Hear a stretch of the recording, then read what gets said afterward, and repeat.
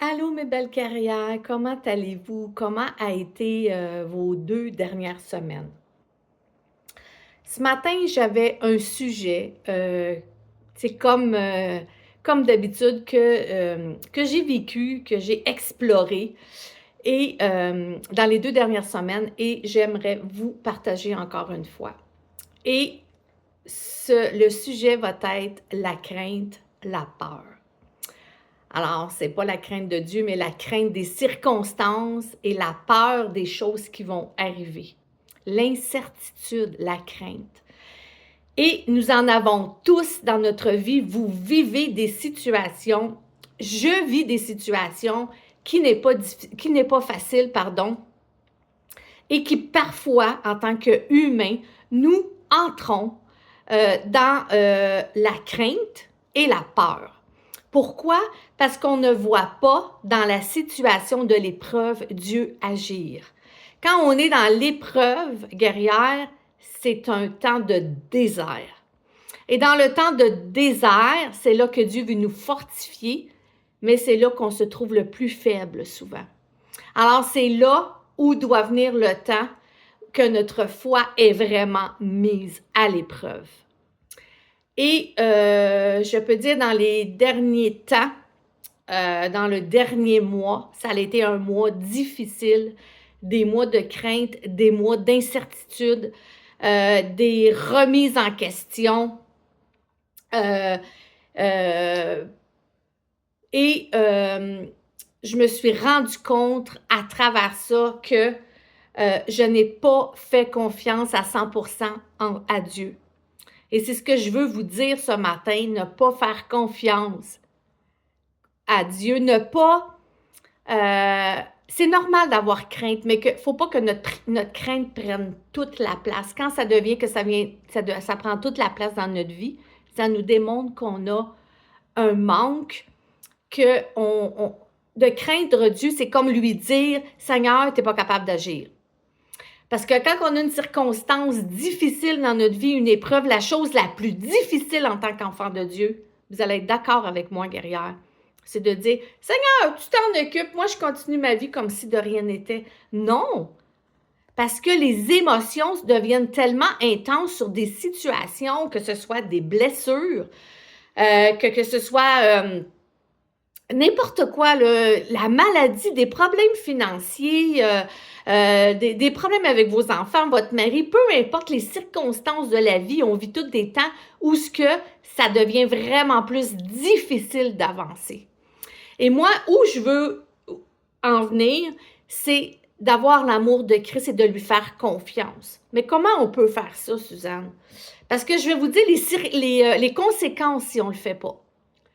Et j'aimerais aller premièrement à la lumière de la parole, toujours, 1 Jean 4, 18, qui nous dit « La crainte n'est pas dans l'amour, mais l'amour parfait bannit la crainte. » Alors, ce que la parole de Dieu veut nous dire ici, c'est comme on ne met pas tout notre amour en Christ, on craint, et quand on a tout l'amour et qu'on est capable de tout remettre à Jésus, alors la crainte est bannie, est enlevée par l'amour. Car la crainte suppose un châtiment. Et oui, je vous le dis que la crainte suppose un châtiment. Et celui qui craint n'est pas parfait dans l'amour. Et car la crainte suppose un châtiment. Quand on a crainte, guerrière, c'est ça que je veux te faire réaliser ce matin. Et c'est ce que j'ai expérimenté. Quand on a crainte, et qu'on on est tellement sur la panique d'une situation qu'on se dit pour Dieu, c'est quasiment impossible que Dieu agisse parce que c'est trop une situation que personne ne peut régler, à part Dieu. Mais dans les circonstances, on ne voit pas agir Dieu. On est dans un désert complet. La parole de Dieu nous dit que ça suppose un châtiment. Ça suppose un châtiment parce qu'on rentre dans la crainte, dans le doute. On se pose des questions, on se remet en question, on rouvre des portes, on rouvre des brèches du doute, on rouvre des brèches de ne pas croire que Dieu est le Dieu tout-puissant, on a peur, on a crainte. Alors, c'est ce qui fait, c'est que ça rouvre des portes à l'ennemi. Rouvre des portes à l'ennemi pour qu'on soit, parce qu'on est toujours en alerte quand on craint. Hein, vous savez, quelqu'un qui vous fait faire un saut, vous faites une situation que vous attendez pas, vous faites un saut, ben la crainte, l'anxiété et la crainte et la peur nous rend comme ça, toujours comme on va sortir nos griffes. Oui, c'est ça. Hein, les gens, des fois, vont dire « Ouais, mais j'ai peur de telle situation. » Et la personne devient renfermée sur elle, introvertie, moins ouverte aux gens, donc moins d'amour parce qu'elle a les yeux fixés sur son problème et non ses yeux fixés sur Jésus. Et là, ça touche tout le monde. Ça touche la famille, ça touche les enfants parce qu'il y a un manque de patience. Ça touche les collègues de travail quand ça va pas bien. Hein? On voit, cette personne n'a pas l'air d'aller bien, elle est dans son petit coin, elle n'est pas venue nous parler. Alors, on voit ce que ça l'amène quand on a la peur et qu'on ne fait pas confiance au Seigneur. Et quand une situation va arriver, on est tellement comme ça qu'on va perdre patience, qu'on va déborder, qu'on peut dire des choses qu'on ne voulait pas. Et on est toujours sur la mode panique. Oui, c'est ça, guerrière. On est toujours sur la mode panique quand on a peur. Hein, la mode panique, là, le piton, il est toujours allumé en lumière rouge, en mode panique. Pourquoi? Parce qu'on n'a pas la paix de Christ, parce qu'on a crainte. Crainte que mon enfant arrive telle affaire, crainte que mon mari, crainte de perdre ma maison, crainte de perdre mon travail, crainte de ne pas arriver financièrement, crainte d'être malade, crainte de ne pas être guéri. Et c'est ça, ça rouvre des brèches au diable. Parce que si tu as peur, le diable va aller là, va aller à la brèche, parce que la parole de Dieu nous dit qu'il attend. Hein? Il attend qu'une brèche, une petite affaire se rouvre pour pouvoir rentrer. Et là, où il va rentrer, guerrière, il va rentrer dans ta faiblesse. Parce que tu n'es pas fort, parce que tu doutes, parce que tu as peur, parce que tu as crainte, et là, tu rouvres des portes. Et là, en ouvrant des portes, tu deviens avec un esprit moins ouvert à Dieu pour entendre, pour écouter Dieu, parce que tu es sur la panique. Et quand on est sur la panique, Dieu ne peut pas agir. Alors, fais attention parce que souvent, ça rouvre des portes. Et là, tu vas dire, tout va mal. Tout va mal. Et là, toutes les circonstances, toutes les choses, là, tu as l'impression que tout va mal. Ça va mal avec les enfants, ça va mal. Et c'est toi, souvent, qui as perdu ta paix, guerrière. C'est toi qui as perdu ta paix et là, tu es vulnérable, tu es irritable. Et là, le mari arrive, il dit quelque chose que ça fait longtemps que t'endures et là, ça l'explose. Les enfants arrivent de l'école, sont turbulents, papa. Là, dans cette maison-là, on peut savoir la paix, arrêter de crier. Et là, tout dans votre vie fait que par tout ce que vous passez, ça ne fonctionne pas parce qu'il y a une brèche qui a été ouverte pour l'ennemi, parce que l'amour de Christ que vous aviez, l'amour que vous faisiez confiance, la parole de Dieu nous dit que si tu n'as pas confiance parfaitement en Christ, tu manques d'amour. Alors, tout ça fait que tu vas ouvrir une brèche au diable et le diable va aller dans ta faiblesse. Je ne sais pas c'est quoi ta faiblesse, guerrière. Ça peut être de fuir la maison, tout le monde me tape ses nerfs, moi je m'en vais, je suis pas là. Ça peut être de l'agressivité, ça peut être de la peine, tu vas être toujours en train de pleurer parce que tu es une personne qui est sensible et ça rouvre des portes. Ça rouvre des portes pour le reste, partout où tu vas. Partout où tu vas, la porte est ouverte, la brèche. Il y a un jour, il y a une petite porte, il y a une petite craque. Parce que tu as peur, parce que tu ne fais pas confiance en Dieu, il y a une petite brèche qui se fait et l'ennemi a du plaisir. Et là, la parole de Dieu dit qu'il guette. Il guette à la porte. Il guette à la porte. Alors, il faut fermer ces portes-là. Et ces portes-là, guerrières, viennent avec la peur, la crainte et l'anxiété de ce qui se passe dans votre vie. Des épreuves, parce que là, je parle des épreuves, je parle des grandes épreuves, des situations où ce que vous êtes vous vous sentez dépassé par par ces circonstances-là et qu'il n'y a pas rien, il n'y a personne humainement qui peut agir, qu'il y a juste Dieu. Et on a beau lire la parole, on a beau prier, on ne voit pas de solution, on ne voit pas que Dieu répond. Et souvent, Dieu, pas souvent, mais toujours, Dieu veut éprouver notre foi. Éprouver notre foi, et c'est la seule façon. Dieu ne met pas les épreuves, c'est pas un Dieu là, qui s'amuse à nous mettre des épreuves et à nous faire souffrir. Mais quand une circonstance arrive dans notre vie, guerrière, le Seigneur prend cette situation-là et en profite pour te faire grandir et voir comment tu vas agir. Est-ce que tu vas garder ta foi en Jésus? C'est facile de sourire, de bien aller quand tout va bien, mais quand ça va mal, comment tu réagis? T'es-tu fâché? T'es-tu rebelle? T'en veux-tu aux autres? T'en veux-tu à toute l'humanité? Comment tu réagis face à une épreuve devant Dieu? Et c'est ce qui va faire toute la différence, ton comportement. Et je reviens à cause de la brèche. Ton comportement va faire fermer la brèche. Ton comportement va à Dieu, d'aller à Dieu et ne point te décourager. Et guerrière, je le sais que c'est difficile, c'est humain.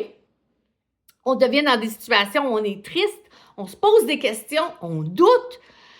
On se dit, est-ce qu'on va sortir de ça? Puis on ne le voit pas humainement. Mais guerrière, je te dis tout ce que tu as à faire. Parce que des fois, on a des situations qu'on est tellement dépassé et qu'on ne voit pas Dieu agir. Garde le silence. Parce que, je me rendais compte, je priais toujours pour la situation, la même situation. Puis là, c'était comme, OK, là, Seigneur, là, dans les dernières semaines, là, j'ai décidé que je gardais le silence. Je veux juste écouter, t'écouter. Tu sais mes besoins, tu sais qu'est-ce qui se passe, Seigneur. Tu connais la problématique. Maintenant, moi, je garde le silence devant toi. Garder le silence devant toi, ça veut dire, je lis ta parole, j'écoute régulièrement des prédications, des exhortations dans la journée quand que je vais faire ma vaisselle, toujours pour me nourrir, parce que le monde nous nourrit. Alors, quand j'ai un temps dans la journée, ben j'aime écouter des chants, des louanges, de l'adoration. Et là, c'est comme, là, Seigneur, je suis là, puis je me pose plus de questions, puis je veux juste écouter ta voix, parce que, guerrière, quand tu es sa panique, tu entends rien, tu n'écoutes rien. Puis quand tu es sa panique, quelqu'un va essayer de te calmer, puis peu importe, elle ne sera pas capable de le faire parce qu'elle n'est pas prête à recevoir. Et quand on est en panique, en mode piton panique, on n'est pas prête à recevoir. Alors ce matin, je voulais vraiment te partager ça. Parce que souvent, on ouvre des brèches, on se retrouve dans des situations qui n'est pas de Dieu, où on est déçu de nous, parce qu'on a laissé ouvert une brèche à cause d'un doute, à cause d'un manque de confiance au Seigneur, en cause d'une panique.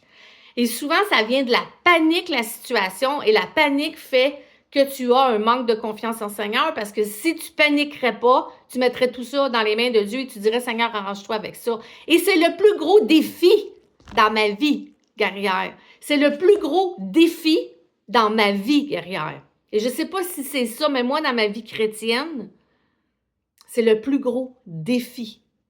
Quand il arrive des situations urgentes, graves, c'est toujours l'humain qui arrive en premier. Et après, je me retracte en disant, OK, Seigneur, je sais que tu as la situation en main, mais pour moi, ça, c'est mon cheval de bataille dans ma vie. Alors, il faut régler ça, guerrière. Il faut, guerrière, régler ça. Mais surtout, Dieu m'a vraiment montré cette semaine la brèche. Attention, parce que si tu doutes, si tu as peur, si tu as des craintes et que tu restes avec ça, le diable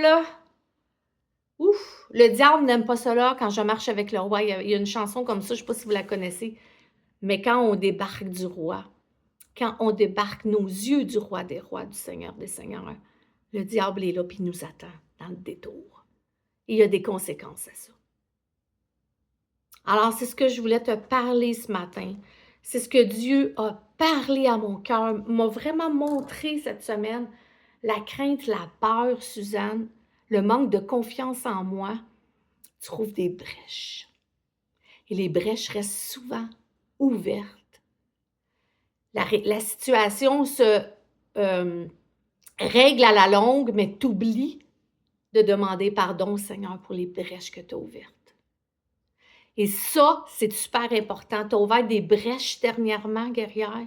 Tu as vécu des situations difficiles où tu étais en colère, tu avais des peurs, des anxiétés, tu étais complètement sa panique. Oublie pas de fermer tes brèches. Seigneur, pardonne-moi, j'ai ouvert des brèches. L'ennemi est venu encore plus me faire douter parce que j'ai ouvert une porte. Et si c'est ta faiblesse, peu importe, si tu fermes la porte, tu lis ta parole, tu te nourris, que tu dis, Seigneur, advienne ce que pourra, que ta volonté se fasse, l'ennemi va juste faire comme ça. Ouais. Elle s'est protégée. Elle est forte, elle. Je ne peux pas rentrer là. Tu comprends ce que je veux dire, guerrière? Alors, ferme les brèches. Attention à la colère. Attention à la crainte. Attention à la peur. Attention à l'anxiété que tu vis. L'anxiété, c'est une peur. L'anxiété, c'est une crainte. Et c'est un manque de confiance en Dieu. Alors, regarde tes brèches. Ne laisse pas entrer rien de négatif dans ta vie quand tu vis des épreuves et que tu vois que Dieu, que tu es en grosse épreuve et que Dieu te teste. Ne rouvre pas de brèche, c'est la première affaire. Oui, ça fait mal, oui, c'est dur, oui, c'est long l'attente d'épreuve, mais la première chose, ne rouvre pas de brèche parce que si tu rouvres des brèches, ton attente va être encore plus longue et même peut-être tu auras de la difficulté à t'en sortir parce que la brèche va prendre la place de Dieu. Le diable va continuer à ouvrir cette brèche-là et en allant dans cette brèche-là, la brèche va continuer à s'ouvrir et la place de Dieu va être de moins en moins grande. Alors, c'est ce que je voulais te partager ce matin parce que c'est une situation qu'il faut réaliser qui est vraiment importante. Fermons nos brèches afin que Dieu prenne toute la place. Je le sais que c'est dur, guerrière. Je le sais que c'est dur. C'est dur. C'est dur.